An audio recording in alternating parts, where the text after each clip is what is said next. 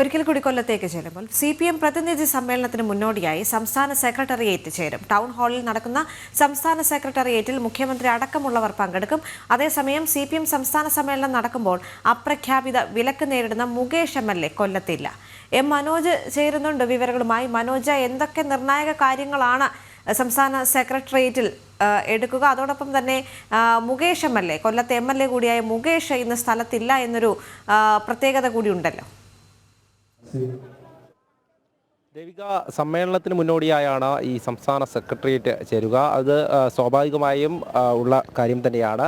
അതിൽ പങ്കെടുക്കാനായി രാവിലെ തന്നെ സെക്രട്ടേറിയറ്റ് അംഗങ്ങളും മുഖ്യമന്ത്രി ഉൾപ്പെടെയുള്ളവർ ഇങ്ങോട്ടേക്ക് എത്തിയിരുന്നു. എന്തായാലും അതോടൊപ്പം തന്നെ ഇന്ന് നടക്കുന്ന പ്രതിനിധി സമ്മേളനത്തിൽ പങ്കെടുക്കാനായി നേതാക്കളൊക്കെ എത്തിക്കൊണ്ടിരിക്കുകയാണ്.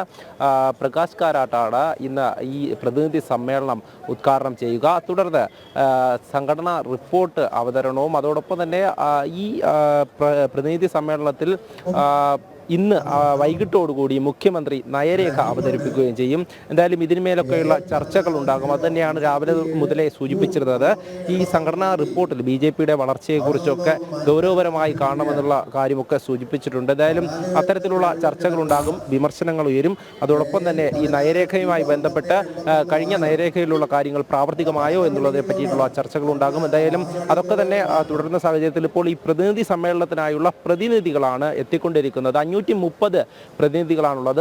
അതായത് 486 പ്രതിനിധികളും 44 ഈ അതിഥികളും നിരീക്ഷകരുമാണ് ഈ സമ്മേളനത്തിൽ പങ്കെടുക്കുന്നത്. എന്തായാലും നമുക്ക് ദൃശ്യങ്ങളിൽ കാണാൻ സാധിക്കും, നിരവധി നേതാക്കൾ എത്തിക്കൊണ്ടിരിക്കുന്നുണ്ട്. എന്തായാലും നേരത്തെ സൂചിപ്പിച്ചതുപോലെ തന്നെ മുകേഷ് MLA സംബന്ധിച്ചിടത്തോളം ഈ ലൈംഗിക പീഡന കേസിൽ കുറ്റപത്രം സമർപ്പിച്ചതോടെ ഈ സമ്മേളനവുമായി ബന്ധപ്പെട്ടുള്ള അനുബന്ധ പരിപാടിയിൽ നിന്നും ഈ ഒരു വിലക്ക് അദ്ദേഹത്തിന് ഏർപ്പെടുത്തിയിട്ടുണ്ടായിരുന്നു.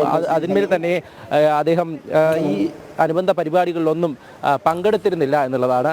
എന്തായാലും ഇത് സംബന്ധിച്ചിടത്തോളം മുകേഷ് MLA ഈ ഒരു കൊല്ലത്തില്ല എന്നുള്ളതാണ് അറിയാൻ സാധിച്ചത്.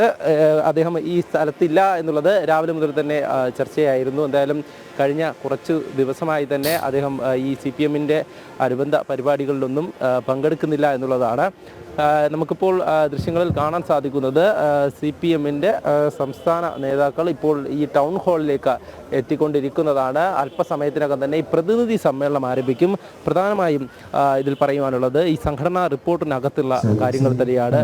അതായത് BJPയുടെ വളർച്ച കേരളത്തിൽ അത് നിർണായകമാണ്. അതോടൊപ്പം തന്നെ CPMൻ്റെ പല ശക്തി കേന്ദ്രങ്ങളിലും ഇത്തരത്തിൽ വോട്ട് ചോരുന്ന സാഹചര്യമുണ്ട് എന്നുള്ളത് തന്നെയാണ് പ്രധാനമായും ചർച്ച ചെയ്യുന്നത്. അതോടൊപ്പം തന്നെ നയരേഖയുമായി ബന്ധപ്പെട്ടുള്ള ചർച്ചയും ഒക്കെ നടക്കും. എന്തായാലും ഈ സമ്മേളനം ഇവിടെ നടക്കുമ്പോൾ, അതായത് കഴിഞ്ഞ ദിവസം പതാക ജാഥ, കുടിമര ജാഥ എല്ലാം അങ്ങനെ തന്നെ നടക്കുമ്പോൾ മുകേഷ് MLA ഇവിടെ ഒരിടത്തും ഇല്ലായിരുന്നു എന്നുള്ളത് തന്നെയാണ്. അതായത് പാർട്ടി MLA കൂടിയാണ്. അതുകൊണ്ട് തന്നെ അദ്ദേഹത്തെ കുറേയധികം പേർ ഇങ്ങനെ പ്രതീക്ഷിച്ചിരുന്നു എവിടെയെങ്കിലും ഉണ്ടാകുമോ, എന്നാൽ അദ്ദേഹം ഇവിടെ ഇല്ല എന്നുള്ള വിവരം തന്നെയാണ് ലഭിക്കുന്നത്. എന്തായാലും ഈ സമ്മേളനവുമായി ബന്ധപ്പെട്ടുള്ള മറ്റ് വിവരങ്ങളൊക്കെ ഇനി പ്രതിനിധി സമ്മേളനവും അതോടൊപ്പം തന്നെ മറ്റ് പൊതുചർച്ചയും ഒക്കെ നടക്കുന്ന സമയത്ത് ലഭിക്കും. എന്തായാലും ഇന്ന് നടക്കുന്ന ഈ ഒരു പ്രതിനിധി സമ്മേളനം അല്പസമയത്തിനകം തന്നെ ആരംഭിക്കുമെന്നുള്ളതാണ്. അതിൽ പങ്കെടുക്കുവാനുള്ള പ്രതിനിധികളൊക്കെ എത്തിയിട്ടുണ്ട്. അവരൊക്കെ തന്നെ ഈ ടൗൺ ഹാളിനുള്ളിലേക്ക് പ്രവേശിക്കുകയാണ്.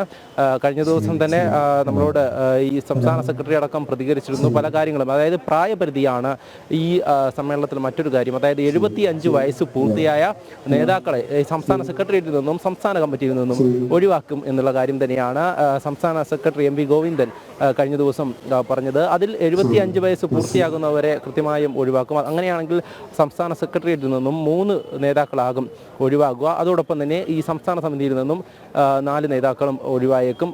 അതേസമയം തന്നെ മറ്റൊരു കാര്യം, ഈ കണ്ണൂരിൽ നിന്നുള്ള ഈ P ജയരാജനെ ഇത്തവണ പാർട്ടി പരിഗണിക്കുമോ എന്നുള്ളതാണ്. അങ്ങനെ പരിഗണിച്ചില്ല എന്നുണ്ടെങ്കിൽ അതിന് പകരം വരുന്നത് മുഖ്യമന്ത്രിയുടെ പൊളിറ്റിക്കൽ സെക്രട്ടറി ആയിട്ടുള്ള P ശശിയാണ്. P ശശി സംസ്ഥാന സെക്രട്ടേറിയറ്റിൽ എത്തിക്കഴിഞ്ഞാൽ അത്തരത്തിലൊരു ചേരിപ്പോര് വീണ്ടും രൂക്ഷമാകും എന്ന് തന്നെ നമുക്ക് മനസ്സിലാക്കാം.